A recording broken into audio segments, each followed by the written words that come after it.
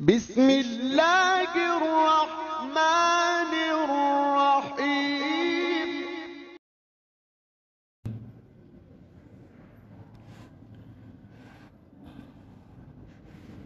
ومن أظلم ممن افترى على الله كذبا أو كذب بآياته إنه لا يفلح الظالمون ويوم نحشرهم جميعا ثم نقول للذين أشركوا أين شركاؤكم الذين كنتم تزعمون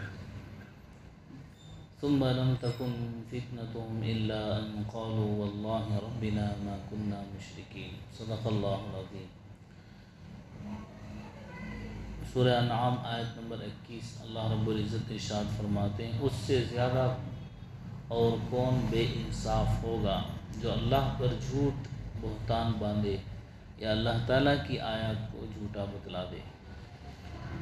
انہ لا یفلح الظالمون، ایسے بے انصافوں کو رستگاری نہ ہوگی، یعنی یہ کامیاب نہ ہوں گے، فلاح کو نہ پہنچیں گے۔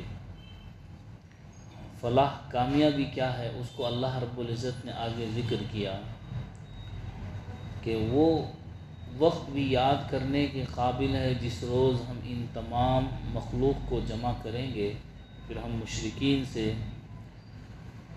توبیخ یا تنبیہ کے طور پر کہیں گے، بتلاؤ تمہارے وہ شرکا جن کے معبود ہونے کا تم دعویٰ کرتے تھے کہاں گئے؟ پھر ان کے شرک کا انجام اس کے سوا اور کچھ نہ ہوگا کہ وہ کہیں گے کہ قسم اللہ کی اپنے پروردگار کی ہم مشرک نہ تھے۔ اوپر اللہ رب العزت نے انبیاء کی تکذیب، نبیوں کو جھٹلانے والوں اور نبیوں کا مذاق اڑانے والوں کا ذکر فرمایا، اور پھر اللہ رب العزت نے شہادت کے طور پر ذکر کیا، گواہی کے طور پر اپنے آپ کو، کہ آپ کہہ دیجئے کہ آپ رسول بنا کر دنیا میں بھیجے گئے ہیں، اس پر میں خود گواہ۔ آپ کہہ دیجئے تمہارے اور میرے درمیان اللہ گواہ، اور یہ قرآن جو تمہارے سامنے نازل کیا گیا، اور آپ کہہ دیجئے وہ ایک اللہ ہے، اور تمہاری شرکت سے کسی دوسرے کو معبود بنانے سے میں بری ہوں۔ اور نبی کریم صلی اللہ علیہ وسلم کو یہ لوگ اچھی طرح پہچانتے تھے، اس کے بارے میں بھی اللہ نے کہا کہ یہ لوگ تو بذات خود آپ کو اپنی اولاد کی طرح پہچانتے ہیں، لیکن اپنے آپ پر یہ لوگ ظلم کر رہے ہیں، اپنے آپ کو یہ ضائع کر رہے ہیں ایمان نہ لا کر۔ اللہ نے یہاں فرمایا اس سے زیادہ ظالم کون ہوگا جو اللہ پر جھوٹ باندھے یا اللہ کی آیت کو جھوٹا بتلائے۔ اس سے مراد اللہ کی آیات کو جھٹلانا کہ اللہ کے سوا کوئی معبود نہیں، توحید جو اللہ رب العزت نے اس سورہ کے شروع میں ذکر کی، وہاں سے لے کر یہاں تک جتنی آیات دلیل کے طور پر اللہ نے بتلائی، ان تمام آیاتوں کو جھٹلانا، یا یوں کہنا کہ بھئی ہم اللہ رب العزت کو بھی مانتے ہیں، اور ان معبودوں کو جو کعبے کے سامنے رکھے تھے، پتھر کے مورتی بت بنا کر رکھے گئے تھے، ان کو بھی ہم مانتے ہیں، یہ ان کا کہنا مشرکوں کا۔ اور یا یوں کہیے کہ اللہ پر جھوٹ باندھنے والے وہ عیسائی ہیں جو اللہ کے نبی حضرت عیسیٰ کو اللہ کا بیٹا بنا لیتے ہیں۔ وقالت الیہود عزیر ابن اللہ وقالت النصارى المسیح ابن اللہ، کہ یہودیوں نے کہا حضرت عزیر اللہ کے بیٹے ہیں، اور عیسائیوں نے کہا حضرت عیسیٰ اللہ کے بیٹے ہیں۔ کہ اللہ کہہ رہے ہیں اس کی طرف بھی اشارہ ہے کہ یہ جھوٹ باندھ رہے ہیں اور بہتان باندھ رہے ہیں اللہ کی طرف، اور یہ کہہ رہے ہیں وہ اللہ ہی پر جھوٹ باندھے، اس سے بڑا کون جھوٹا ہو سکتا ہے۔ اللہ نے اس کو بیان فرمایا ومن اظلم ممن افترى۔ اب یہاں پر آیت میں اللہ رب العزت نے بتلایا انہ لا یفلح الظالمون، ظالم کامیاب نہیں ہوں گے۔ کچھ کیفیت صراحت کے ساتھ کہ کامیابی کیا تھی اور انہوں نے کامیابی کو کیوں نہیں اپنایا۔ اللہ یہاں پر کہہ رہے ہیں جو لوگ معبودوں کو دوسرے اللہ کے برابر قرار دیتے تھے، شرک کیا کرتے تھے، اللہ کا شریک بنایا کرتے تھے، اللہ ان سے متعلق کہہ رہے ہیں وَيَوْمَ نَحْشُرُهُمْ جَمِيعًا ثُمَّ نَقُولُ لِلَّذِينَ أَشْرَكُوا أَيْنَ شُرَكَاؤُكُمُ الَّذِينَ كُنْتُمْ تَزْعُمُونَ۔ ایک وقت ایسا آئے گا جس دن ہم سب کو جمع کریں گے، وہ ہے حشر کا دن، حشر کا میدان۔ حاشین را، حشر کے معنی ہیں جمع کرنا، جس کے بارے میں احادیث میں بڑی تفصیل آئی ہے۔ کان مقدارہ 50,000 سنہ، کہ اس کی مقدار 50,000 سال کے برابر ہوگی، اور ایک روایت میں ہے 1000 سال کے برابر۔ تو مفسرین نے لکھا ہے کہیں 50 آیا اور کہیں 1000 آیا ہے، تو اس کا کیا معنی ہے؟ تو مراد اس سے کافر کے لیے 50,000 سال کے برابر ہوگا، اس لیے کہ حشر کا میدان ہوگا جس دن بہت ہی سخت مخلوق پریشان ہوگی، بہت ہی زیادہ نفسا نفسی کا عالم ہوگا، سورج سوار نیزے پر ہوگا، اور ساری ذریت آدم علیہ السلام سے لے کر کے حضرت نبی کریم صلی اللہ علیہ وسلم کی ساری امت آخر انسان تک سب کے سب وہاں پر جمع ہوں گے۔ اس طور پر ہوں گے کہ جس طرح پیدا دنیا میں کیے گئے تھے، نہ ان کے بدن پر کپڑا ہوگا، نہ وہ ایک دوسرے کو دیکھ سکیں گے، بالکل اپنی ہی حالت ہوگی۔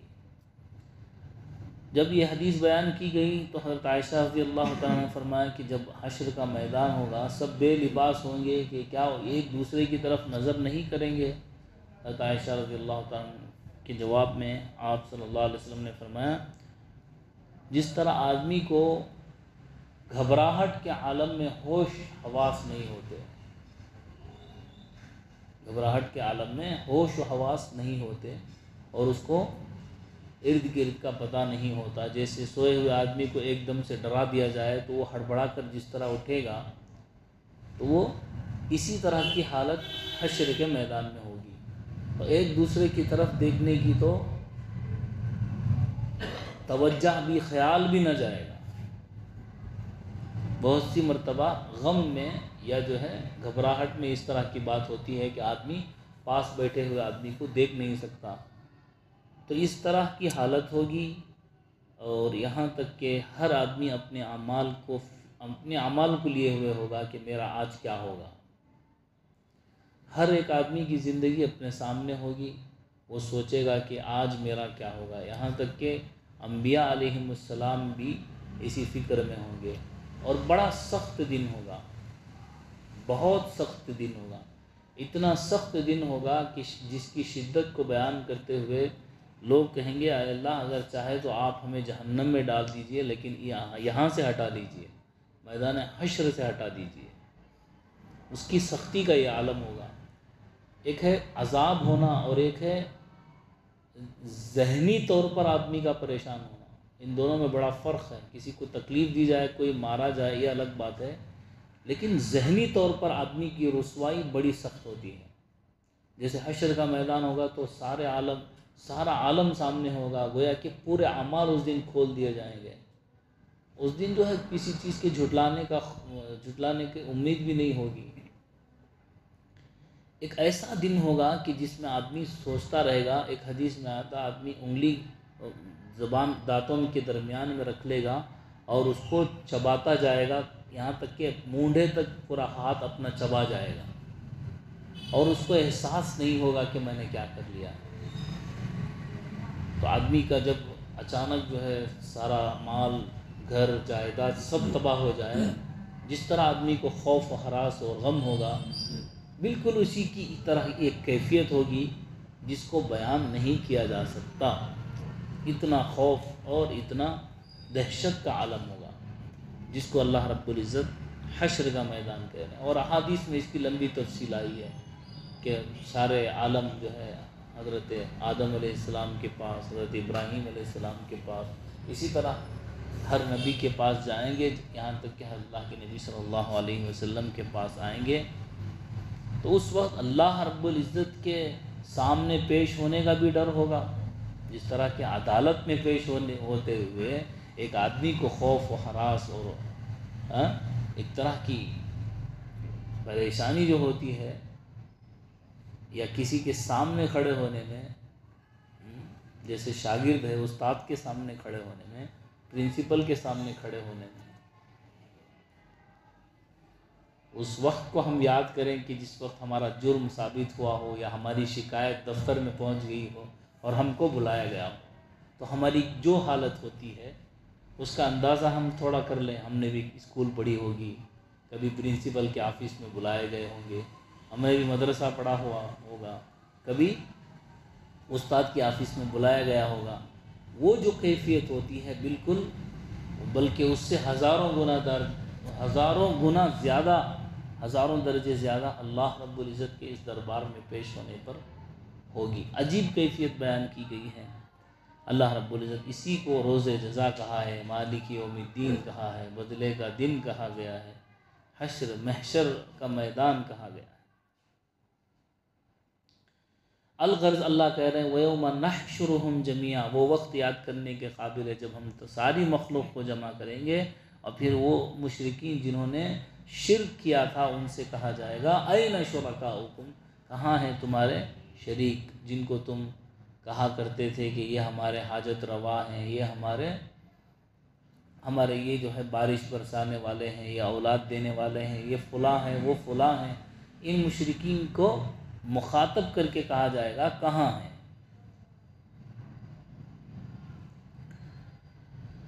تو اللہ رب العزت جن کو تم معبود سمجھ کر بلاتے تھے، حق سمجھتے تھے، ان کے سامنے جھک جاتے تھے، ان سب کو بلاؤ۔ پھر ان کے شرک کا انجام یہ ہوگا، وہ کچھ نہ کہہ سکیں گے، وہ کہیں گے اے اللہ ہم تو مشرک نہیں تھے۔ ثم لم تكن فتنتهم الا ان قالوا والله ربنا ما كنا مشرکین، ہم تو مشرک نہیں تھے۔ آج جو سچ سمجھ کر دعویٰ کر رہے ہیں، کل اس کا دعویٰ کریں گے کہ ہم غلط تھے، یعنی کہ ہم مشرک نہیں تھے۔ آج تو دنیا میں یہاں اپنے معبودوں کو جن کی پوجا کر رہے ہیں ان کو حق سمجھ کر رہے ہیں، اور جو حق بات ہے اس کو جھٹلا رہے ہیں۔ کل قیامت کے دن باقاعدہ انکار کر دیں گے اور صاف کہیں گے کہ ہم مشرک نہیں تھے، ہم نے شرک نہیں کیا۔ تو اللہ رب العزت ان کے منہوں پر، انہیں منہ پر مہر لگا دیں گے، پھر کہیں گے اعضاء جسم کے اعضاء گواہی دیں گے۔ یوم تشہد السنتہم، زبان گواہی دے گی، وَأَيْدِيهِمْ، ہاتھ گواہی دیں گے، وَأَرْجُلُهُمْ بِمَا كَانُوا يَكْسِبُونَ، یہاں تک کہ وہ زمین کا حصہ بھی گواہی دے گا جس پر انہوں نے اللہ کو شریک کیا تھا یا اللہ کے علاوہ کسی کو اپنا معبود بنایا تھا۔ پھر اللہ رب العزت کہیں گے دیکھو ذرا کس طرح جھوٹ بول رہے ہیں یہ لوگ، انظر کیف کذبوا علی انفسہم، اپنے آپ کو جھٹلا رہے ہیں۔ کل دنیا میں جس کو سچ ثابت کر رہے تھے اور ساری زندگی اسی پر لگا دی، اس کو سچ ثابت کرنے میں لگا دی، آج اسی کو جھٹلا رہے ہیں۔ اور جن چیزوں کو وہ جھوٹ منہ تراشا کرتے تھے، یعنی بنا کر پیش کیا کرتے تھے، آج وہ سب ان سے غائب ہیں۔ وَضَلَّ عَنْهُمْ مَا كَانُوا يَفْتَرُونَ ثُمَّ لَمْ تَكُنْ فِتْنَتُهُمْ، آخرکار ان کے شرک کا انجام اس کے سوا یہ ہوگا کہ وہ کہیں گے کہ ہم تو شرک ہی نہیں کر سکتے۔ یعنی کہ آدمی جب کوئی بات ثابت نہیں کر سکتا تو کیا کر دیتا؟ انکار کر دیتا ہے۔ بالآخر وہ کیا کرتا ہے؟ انکار ہی کر دیتا ہے، میں نے ایسا کیا ہی نہیں۔ تو بالکل یہی حال ان کا ہوگا، وہ کہیں گے اللہ ہم تو مشرک ہی نہیں تھے، وما کننا مشرکین۔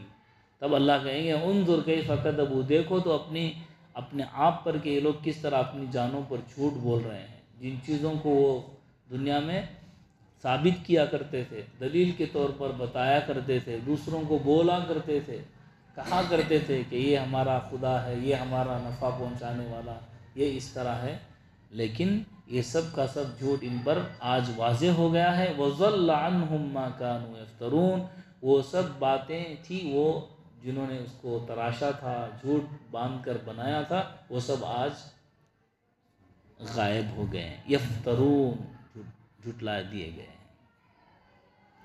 اللہ رب العزت کے دربار میں وہ تمام اعضاء گواہی دیں گے جب یہ لوگ جھٹلا دیں گے. ہم کہیں گے ایسا تو وہ اللہ رب العزت ہتھیلی، ران، جو سب سے پہلے اس کی ران ہوگی جو گواہی دے گی، اس کے ہاتھ ہوں گے، پھر اللہ رب العزت کے وہ اعضاء ہوں، وہ اللہ رب العزت ان جگہوں کو جن جگہوں پر یہ کام اللہ کے علاوہ کسی کی عبادت کی گئی تھی وہ جگہیں گواہی دیں گے.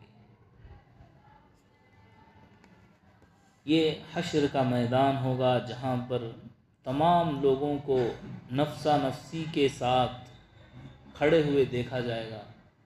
ایک مدت گزر جائے گی تقریباً، لیکن ایمان والے کے لیے اتنا ہی آسان ہوگا، لیکن جو جتنا اپنے عمل میں ہوگا اتنا ہی مشکل میں ہوگا.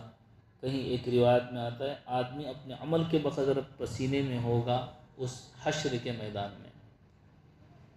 جس نے جتنا جیسا عمل کیا ہے اس عمل کے بدلے کے طور پر وہ اس حشر کے میدان میں پسینے میں ڈوبا ہوا ہوگا. صحیح حدیث میں ہے کہ کہیں کسی کو اس کے ٹخنوں تک اور کسی کو گھٹنوں تک پسینہ ہوگا، اور کوئی کمر تک پسینے میں ڈوبا ہوا ہوگا، اور کوئی منہ تک، یہاں تک کہ کسی کے منہ میں لگام کی طرح، جس طرح گھوڑے کی لگام ہوتی ہے اس طرح وہ پسینے میں ڈوبا ہوا ہوگا اپنے عمل کے بقدر.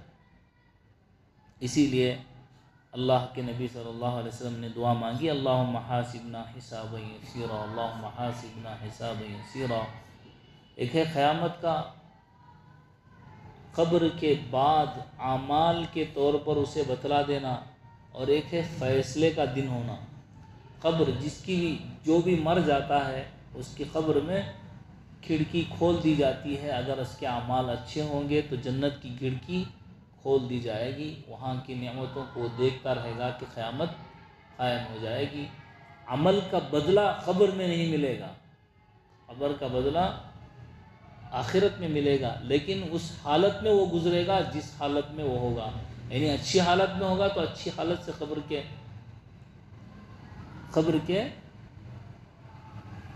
کے مرحلے کو پار کر لے گا. اور اس کے بعد عالم آخرت ہوگا. الحمدللہ ایک سیریز چل رہی ہے ہماری یوٹیوب چینل پر عالم برزخ کے تعلق سے.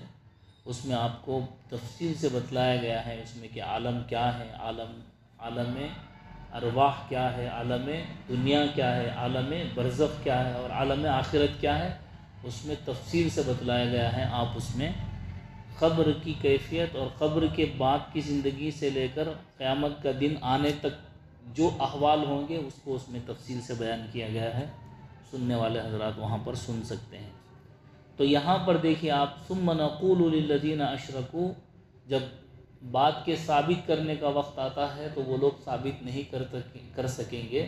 اب کہاں سے کن کن پتھروں کو لائیں گے جن کی انہوں نے پوجا کی تھی اور جن لوگوں کے سامنے انہوں نے سر جھکایا تھا. یہاں پر اصل ایک بات یہ بھی ہے، حقیقی طور پر ہم نے اس کو سجدہ کیا ہے تو یہ جو ہے حقیقی شرک ہے.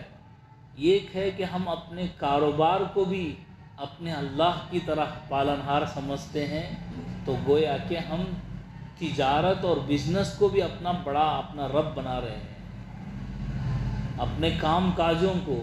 اسی طرح وہ شرک کی ایک قسم ہے. حقیقی شرک تو وہی ہے کہ کسی کے سامنے اپنے رب ہونے کا اقرار کرتے ہوئے آدمی اپنا سر جھکائے، جیسے چاند ہو یا سورج ہو یا درخت ہو یا پتھر ہو.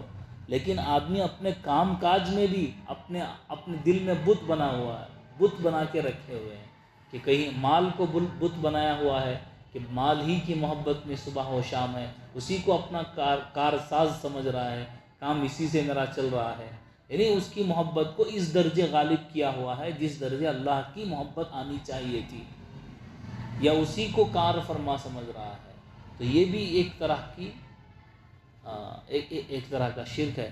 لیکن شرک اکبر نہیں ہے تو شرک اصغر تو ضرور ہے. یا کسی کے دکھلاوے کے لیے نماز پڑھ رہا ہے تو یہ بھی جو ہے شرک ریاکاری ہے کہ جو عبادت اللہ کے لیے ہونی چاہیے کسی انسان کو دکھانے کے لیے گویا کہ کر رہا ہے. تو گویا کہ جو عبادت اللہ کو راضی کرنے کی تھی وہ انسان کو راضی کرنے کے لیے کر رہا، تو اس میں تھوڑی سی مماثلت پائی جا رہی ہے، اس کو شرک اصغر کہا جا سکتا ہے۔ اللہ تعالی ہم سب کو شرک کی برائی سے اللہ رب العزت، اس کی نحوست سے اللہ رب العزت ہماری حفاظت فرمائے۔ وآخر دعوانا الحمدللہ رب العالمین۔